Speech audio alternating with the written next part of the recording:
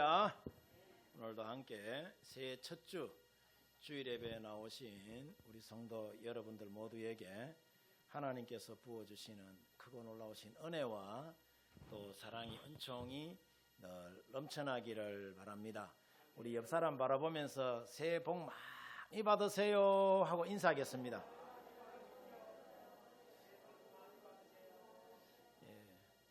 또 이렇게 인사하겠습니다. 사랑합니다. 축복합니다. 더 잘됩니다. 인사하겠습니다. 할렐루야. 올 이 안에 여러분의 삶 속에 사랑이 넘치고 또 더 잘되는 놀라운 은혜가 늘 넘쳐나기를 주의 이름으로 축원드립니다. 작년보다는 올해가 여러분 더 잘돼야 되겠죠? 자, 여러분, 우리는 살면서 말이죠, 참으로 많은 사람들의 마음을 저와 여러분들이 의식하면서 신경 쓰면서 삽니다. 집에서는 부모님의 마음을 여러분 헤아려야 되겠죠? 그거 신경 쓰잖아요. 며느리들은 시어머니 마음 헤아린다고 얼마나 애먹습니까? 또 직장에 가서는 직장 상사의 마음을 또 헤아려야 되고, 온갖 신경이 여러분 가면은 거기에 솟구쳐 있어요. 이 주변 사람들의 시선까지 의식하면서 우리가 날마다 여러분 살아간단 말이죠. 저 사람이 나를 어떻게 바라볼까? 이런 생각을 늘 마음에 품고 저와 여러분들이 살아갑니다. 자, 그런데 오늘 본문 10절을 보면은 참으로 놀라운 말씀을 여러분 합니다. 솔로몬이. 자, 솔로몬이 이것을 구하며 그 말씀이 누구의 마음에 든지라? 주의 마음에 든지다라고 이야기해요. 솔로몬이 자, 사람의 마음이 아니라 하나님의 마음에 들었다라고 평가하는 장면이잖아요. 이게 그렇죠? 아멘입니까? 자, 그러면은 솔로몬이 하나님께 어떻게 했기에 하나님의 마음에 쏙 드는 여러분 그런 사람이 됐는지, 오늘은 우리가 이 솔로몬의 1000번째 기도를 통해서 우리가 하나님의 마음에 든 자가 되려면 저와 여러분들이 어떻게 하면 되는지, 그것을 저와 여러분들이 살펴보는 가운데 주신 은혜를 한번 나눠보고자 합니다. 자, 첫 번째로 우리가 하나님의 마음에 들려면은 솔로몬이 1000번째 기도를 드릴 당시에 여러분 이 상황을 보면은요, 아버지 다윗은 자, 이스라엘 역사상 가장 위대한 여러분 왕이었다, 그죠? 이제 나이가 많아서 다윗 왕이 이제 죽고 이제 아들 솔로몬이 그 뒤를 이어서 뭐가 되죠? 왕이 된단 말이에요. 그런데 이 자리가 솔로몬으로서는 정말 여러분 부담스러운 그런 자리입니다. 앞에 있잖아요. 다른 사람이 못했던 자리에 내가 들어가면은 쉬울까요? 어려울까요? 어마무시하기 쉽습니다. 그런데 앞방에 잘 해놓으면은요, 뒤에 가는 사람은 어려워요. 늘 비교 대상이 되기 때문에. 그렇습니다. 얼마나 부담스러운지 몰라요. 저도 우리 교회 이정환 목사님이 41년 목회해가지고 제가 여기 와서 얼마나 사실은 부담스러운지 모릅니다. 예. 내가 조금만 잘못하면 옛날에는 안 그랬는데 하면서 이럴 거 아닙니까? 예. 부담스럽다만 해. 솔로몬으로서는 아버지 다윗 왕이 너무너무 잘했기 때문에. 게다가 솔로몬은 아직 나이가 젊고 정치적인 경험도 많지 않고 나라를 다스려 본 적도 여러분 없습니다. 우리 식으로 말하면은 아직 준비가 된 상태다, 안 된 상태다? 안 된 상태라는 거예요. 그런데 솔로몬은 하나님 앞에 서서 불평한 마디 여러분 하지 않습니다. 왜 하필이면은 하나님 저입니까? 우리 형제들이 얼마나 많은데 저 말고 다른 사람도 세울 수 있잖아요. 왜 이런 어려운 점을 나한테 맡깁니까? 라면서 솔로몬이 말했다 말하지 않았다? 말하지 않습니다.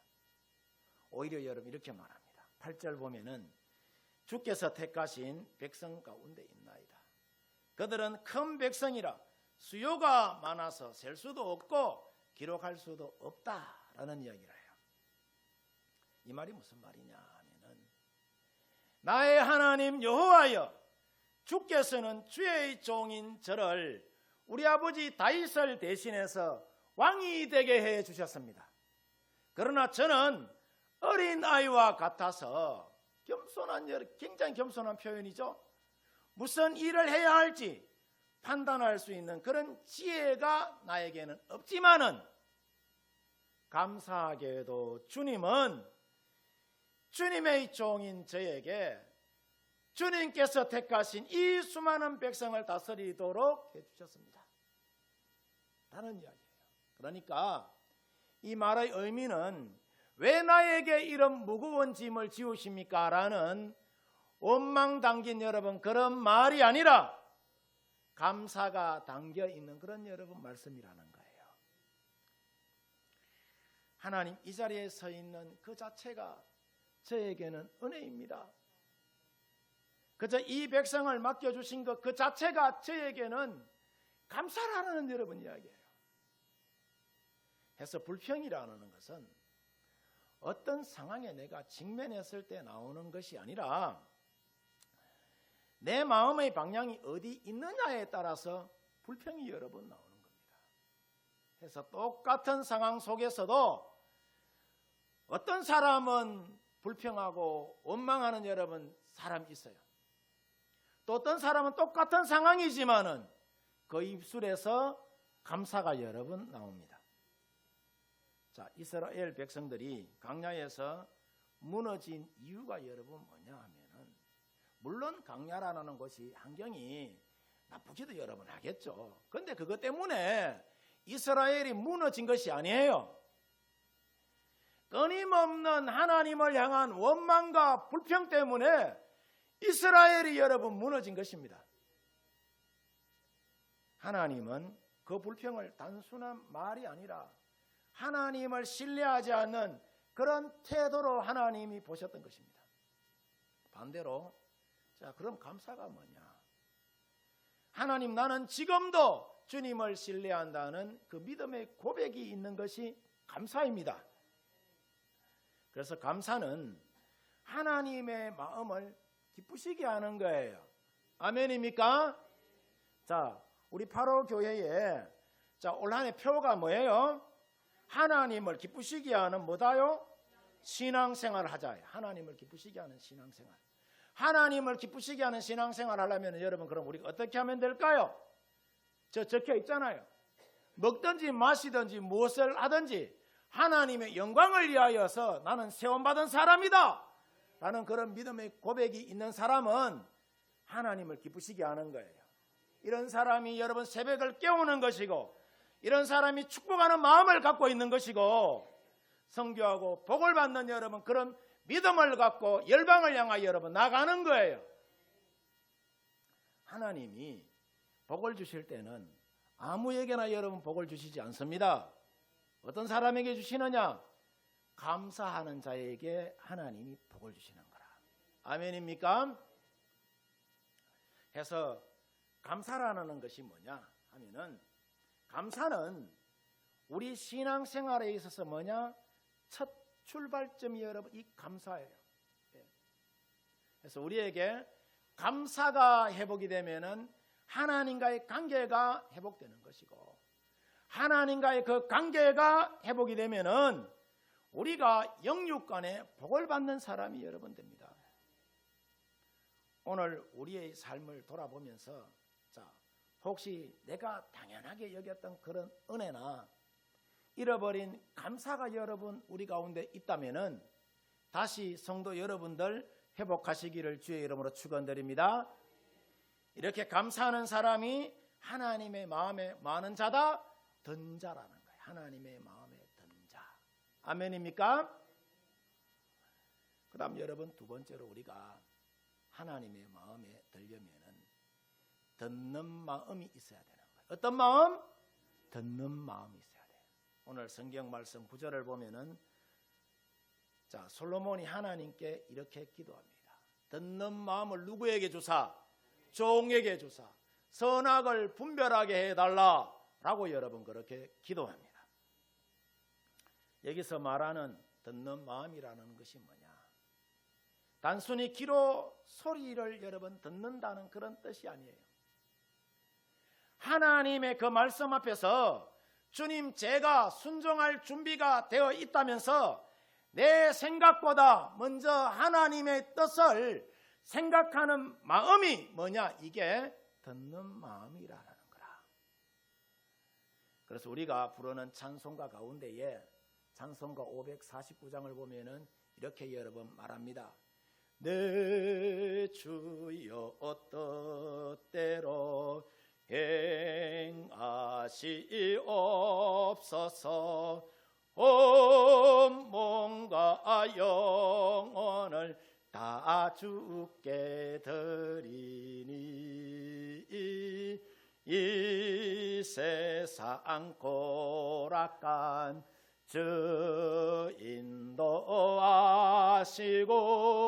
널 주가 안하셔서 뜻대로 하소서. 더 큰 소리로 내 주여 뜻대로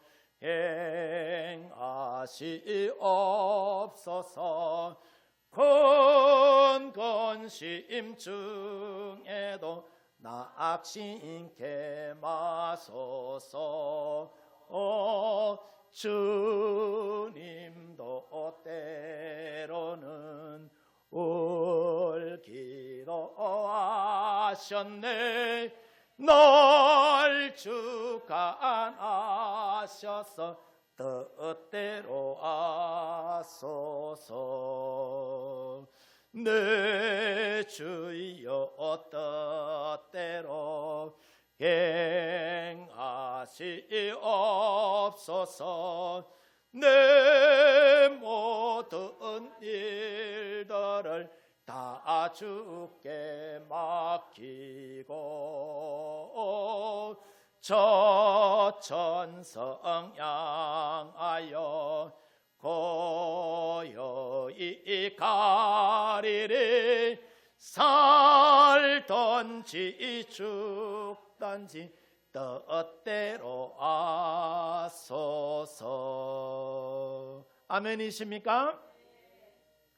우리가 여러분 이 찬송을 보면은 내 뜻을 주장하겠다는 그런 고백이 여러분 아니라 하나님의 말씀을 먼저 내가 듣고 그대로 살겠다는 고백이 여러분 이 찬송이에요. 해서 듣는 마음이 없는 사람은 이 찬송을 입술로는 여러분 부를 수 있겠지만은 이 찬송이 저들에게 있어서 듣는 마음이 없으면은 자, 곡조 달린 기도가 될 수 있다 없다? 없어요. 반면에 듣는 마음이 있는 사람은 이 찬송이 저들에게는 곡조 달린 뭐가 된다? 기도가 여러분 됩니다. 여러분 반드시 아시기를 바랍니다. 하나님은 말 잘하는 사람, 이거 잘 트는 사람을 이것보다 말 잘 듣는 사람을 하나님은 뭐 하신다? 기뻐하시는 거예요. 아멘. 그래서 여러분 교회 어골랑 요거는 작게 틀고 잘 들으시기를 바랍니다. 아멘. 하나님께서 인간을 만드실 때에 입은 여러분 요 하나죠. 하나로 만들고 귀를 두 개로 만드신 이유가 여러분 뭐냐 하면은 예배당 가거든 말은 작게 하고 하나님의 말씀과 다른 사람들의 말을 더 많이 들으라고 하나님이 귀를 두 개 여러분 우리 가운데 만들어 주신 거예요. 믿거나 말거나. 예. 우리가 성경을 보면은 듣는 마음을 가진 사람과 그렇지 않는 사람이 자 분명히 대비되어서 여러분 나타납니다. 그 대표적인 인물이 누구냐 하면은 사무엘과 엘리 제사장이에요. 어린 사무엘이 성전에 있을 때에 하나님께서 사무엘을 한밤중에 여러분 부르십니다. 사무엘아 사무엘아 하고 부르셔서 이 사무엘이 생각하기를 엘리 제사장이 부르신 줄 알고 참 몇 번은 엘리를 여러분 찾아갑니다. 제사장님 저를 부르셨습니까? 라고 엘리가 자는데 찾아갑니다. 찾아가니까 엘리가 네 부른 적이 없다라고 이야기를 해요. 또 찾아가니까 엘리가 네 부른 적 없다라고 이야기를 합니다. 또 한 번 더 찾아가니까 야 사무엘아 다시 한 번 더 이런 음성이 들리거든. 하나님이 부르신 줄 알고 종이 듣게 사오니 말씀해 달라고 그렇게 엘리 제사장이 누구에게? 사무엘에게 가르칩니다. 그러자 사무엘이 엘리의 말을 듣고 다시 누웠을 때에 하나님의 음성이 들렸다 들리지 않았다? 하나님의 음성이 여러분 들립니다. 또다시 하나님이 사무엘에게 사무엘아 사무엘아라고 여러분 이렇게 부르자 사무엘이 사무엘상 3장 10절에 이렇게 고백합니다. 여호와께서 임하여서서 전과 같이 사무엘아 사무엘아 부르시는지라 사무엘이 이르되 말씀하옵소서 주의 종이 뭐 하겠다고 하죠? 자 듣겠나이다 라고 여러분 그렇게 이야기를 해요. 이 한마디가 바로 하나님의 마음에 여러분 듣는 마음의 모습이라는 거라. 이처럼 사무엘은 어렵고 자 삶에 대한 경험도 별로 없었지만은 하나님의 말씀을 들을 준비가 되어 있었기에 한 시대를 이끄는 제사장과 선지자로 이 사무엘이 하나님 앞에 서임을 여러분 받습니다. 반면에 엘리 제사장은 하나님의 경고를 수없이 여러분 들었지만은 이 엘리 제사장이 들어요 안 들어요? 듣지 않았기 때문에 결국에는 두 아들과 함께 자신도 비참하게 죽으면서 그 가문이 여러분 비참하게 무너집니다. 완전히 여러분 무너지죠. 자 그러면은 오늘날 우리의 현실은 그럼 어떠냐라는 거예요. 우리의 현실은 하나님의 말씀에 이 하나님 말씀하실 때 내가 귀를 닫고 세상 소리에는 귀를 활짝 열고 있지는 않은지 이 강단에서 여러분 말씀이 선포될 때에 듣고 싶은 말씀만 내가 듣고 불편한 말은 피하려고 여러분 하지 않는지 오늘 성경에 여러분 솔로몬은 달랐어요. 하나님 저는 부족합니다. 무엇이 옳은지 잘 모르겠다면서 하나님께 간절히 구하기를 어떤 마음을 저에게 달라고 이야기하죠? 듣는 마음을 달라라고 여러분 그렇게 기도합니다. 솔로몬의 이와 같은 겸손한 믿음의 고백이 하나님의 마음을 움직였던 거예요. 이처럼 우리가 말씀을 들을 수 있는 마음 자체가 뭐냐? 그게 여러분 은혜입니다. 은혜예요. 예배당 오골랑 여러분 제일 먼저 그렇게 기도하십시오. 하나님 오늘도 저에게 듣는 마음을 주십시오. 듣는 마음을 주십시오. 하나님의 말씀이 내 안에 들어올 때에 나의 영과 혼과 골수가 찔러 쪼개어지는 놀라운 은혜가 하나님 저에게 임하게 해주십시오. 여러분 이렇게 우리가 하나님 앞에 고백하면서 나가야 되는 거라. 올 한 해 이런 기도를 우리 성도 여러분들이 주의 전에 나왔을 때 여러분의 가정에서 들을 수 있기를 바랍니다. 하나님 저에게는 성공보다는 말씀을 듣게 해주세요. 결과보다는 순종하는 마음을 저에게 주세요 라고 이야기하면서 듣는 마음을 가진 사람 여러분 이런 사람이 되시기를 바랍니다. 이런 사람이 자 누구의 마음에 든 자다? 하나님의 마음에 든 자라는 거다. 그 다음 여러분 세 번째 우리가 하나님의 마음에 들려면은 지혜의 마음을 우리가 구해야 합니다. 오늘 성경 말씀 읽지는 않았지만 5절을 보면은 솔로몬이 기브온의 산당에서 1000번제를 드린 후에 자, 하나님께서 솔로몬의 꿈에 나타나셔서 말씀하시기를 뭐라고 이야기하느냐 하면은 내가 네게 무엇을 줄고 너는 뭐라고 하죠? 구하라 라는 이야기를 해요. 내가 너에게 무엇을 줄고 너는 구하라. 이 질문 앞에서 솔로몬은 수많은 선택지가 있었지만은 자기 자신을 위한 것을 구하지 않습니다. 내가 장수하는 것도 구하지 않고 물질과 복과 권력을 여러분 갖게 해달라고 여러분 그것도 구하지 않아요. 내 원수를 멸하여 달라라고도 여러분 말씀하지 않습니다. 솔로몬은 자기 자신을 위한 것을 여러분 구하기보다 무엇을 구하느냐? 하나님이 기뻐하시는 마음을 구해 지혜를 구한단 말이죠. 9절 보면은 이렇게 여러분 이야기합니다. 듣는 마음을 종에게 주사 주의 백성을 재판하여 선악을 마게 해달라고 하죠. 자, 분별할 수 있는 마음을 달라라고 이야기를 해요. 이 기도를 들으신 하나님이 말씀하시기를 10절에 보면은 그 말씀이 주의 마음에 뭐 했다고 하죠? 자, 주의 마음에 들었다라는 이야기를 합니다. 그러면은 솔로몬의 이와 같은 기도가 왜 하나님의 마음에 들었느냐 하면은 솔로몬은 자신을 위한 기도가 아니라 하나님의 백성을 위한 기도를 먼저 했기 때문이에요. 그래서 하나님이 솔로몬에게 자, 지혜뿐만 아니라 솔로몬이 구하지 않는 부귀와 영광까지도 하나님이 더하여 줍니다. 여러분, 이처럼 지혜는 단순히 머리가 좋은 것이 아니라 하나님의 뜻을 먼저 생각하는 그 마음이 뭐다? 지혜라는 거예요. 우리는 종종 이렇게 여러분 기도합니다. 하나님, 저의 인생이 잘 되게 해주세요. 우리 가정이 복을 받게 해주세요. 이런 기도를 여러분 합니다. 그렇잖아요?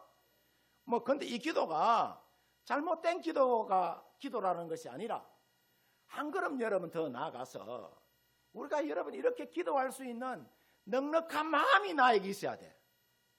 하나님, 저의 삶이 하나님의 마음에 들게 해주세요. 라는 여러분 그런 넉넉한 마음이 여러분 있어야 되는 거예요. 먼저 하나님의 나라와 그 의를 구할 수 있는 넉넉한 마음이 여러분 우리 가운데 있어야 된단 말이라. 왜냐하면 솔로몬처럼 지혜의 마음을 구하는 사람이 결국에는 하나님의 마음을 움직이는 사람이기 때문이에요.